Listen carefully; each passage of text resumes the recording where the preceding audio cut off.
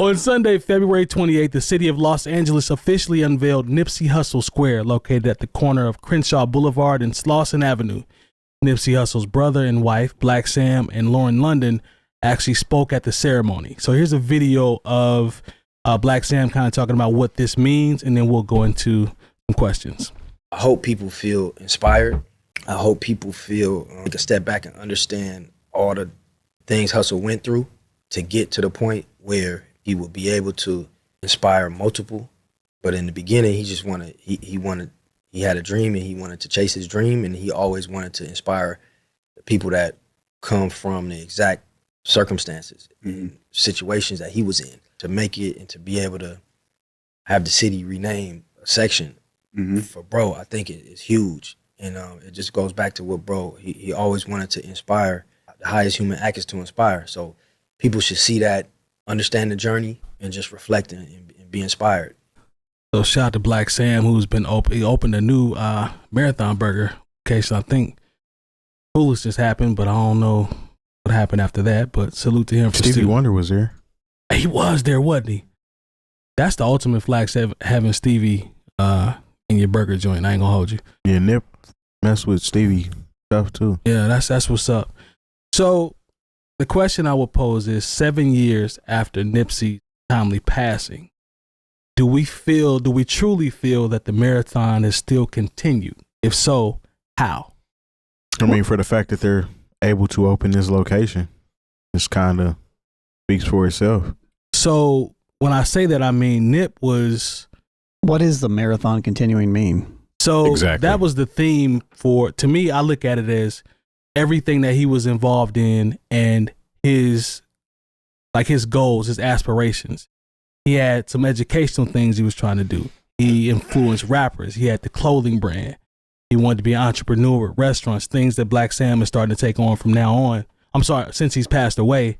So I guess I'm just asking, because to me, the marathon was huge. It was beyond just rap. It was his entrepreneurial side, his educational side, even back to the hood, all that. So I think it's deeper than just the restaurants. But sometimes I hear people people in certain interviews that say, has it truly continued? Because, Nip was super popular. Now, 7 years afterwards, I'm just trying to figure out where we see it. I don't think the marathon continues was directly related to Nipsey per se. I think it was because he was the one who said it. Right. Right. So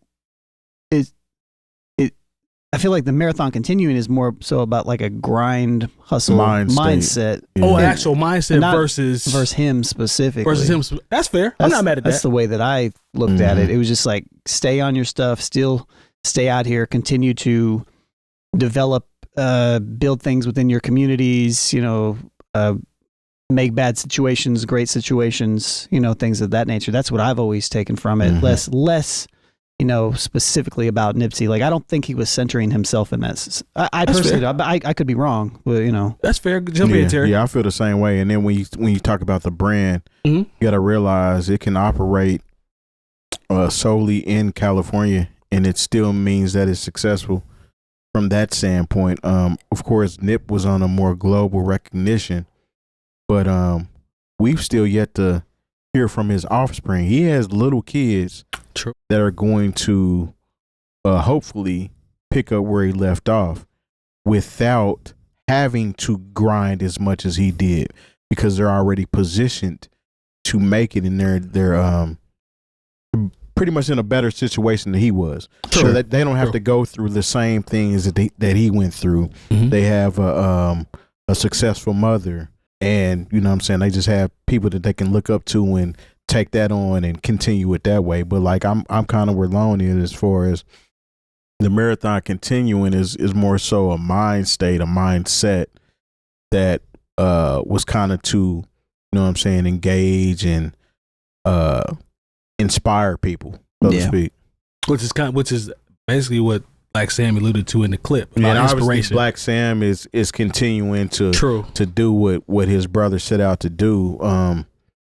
Musically, not so much, but as far as what he was trying to do for the community, right? Blacc Sam is a great representation of that.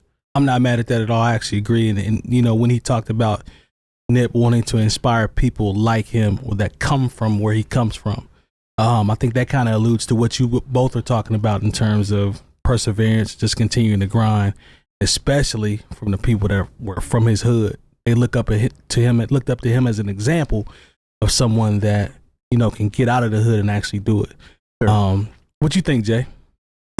I think to a certain extent, you know, it has to continue, and it has continued because you can't be in a situation where you're still maintaining businesses and things that, you know, bore his name and say it hasn't continued. Because trust me, like there are some people that, you know, we got behind and were like, oh yeah, we're never going to let it go. And then 2 years later, 2 years, not 7, you know, it was like, oh yeah, rest in peace to him. You know, it's not for, and this is, you know, this goes back to kind of what we were saying when we are not supposed to pay attention to metrics and whatnot, because Nipsey wasn't played on the radio, at least not here in Indianapolis. I remember when he was alive. We rocked with him before all the right. We rocked with him, you know, but that's because we pay attention to actual hip hop and the culture and what goes on, as opposed to saying we're just going to come in here and talk about people who sold a lot of records every week. You know, what would be special or dope about that? Sure. So that's where Nipsey's real impact was. It was not on the charts. You know, he didn't win a bunch of Grammys. He should have won a Grammy when he was nominated. You know, even it would have been posthumous, but it would have been for a record that came out and was his vision when he was alive. But he should have won. That's a nice. 100%. But you know what? It's not like when he didn't win, we're like, oh, well, you know, Nipsey's not as good because he doesn't have a Grammy. Nipsey's not as good because he didn't sell. He doesn't have a diamond plaque, or he doesn't have this, that, and the third on his wall. Nipsey was good because he was Nipsey. You know, his record is one of those ones that came out, was anticipated by a certain kind of fan, and probably was better than what some people anticipated. Still is. So, you know, it ties into so many things of why Nipsey is important. Nipsey is still relevant even this many years after his death. I'm gonna give you another key point. Nipsey gave LaRussell a blueprint to follow, so that would give you another key to the marathon has continued. Yep. He pretty much took his formula as far as how he sells albums. He's very independent. These are all things that Nipsey was preaching. These are things that Nipsey was practicing. He's community based. You know what I'm saying? So yeah, I mean, to your point, I feel like if we're just going to talk about has the marathon continued, I would argue that he has had such an influence on the culture of do it yourself right now.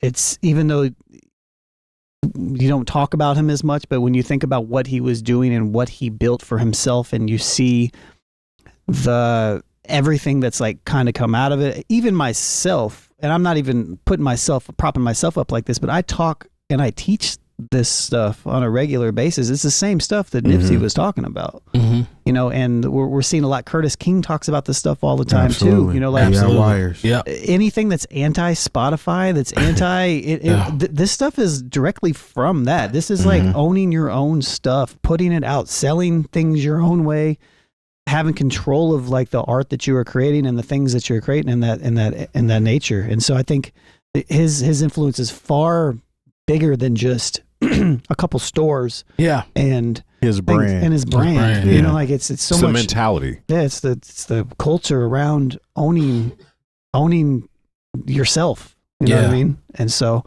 I think it's controlling your own destiny. Yeah, as much as you can, and still playing with the game that's given to you. You know what I mean? So no, I think y'all are right, man. Terry definitely made a good point about the artist. Even if the Russell's a great example. You can tell that his impact, even from a music standpoint, when you listen to some of the stuff that you come across, I can hear myself. I can say, yeah, that's Nip, or yeah, that's Nip, or I can see Nip as influences as well. So he just dropped a new song. I don't know if you guys have heard it. It's good. I have not. It's called County Jail. It dropped last week. I did not know that. Yeah, it's good. It's on. If you watch my Turn Off Your Radio series, look out now. That drops every week.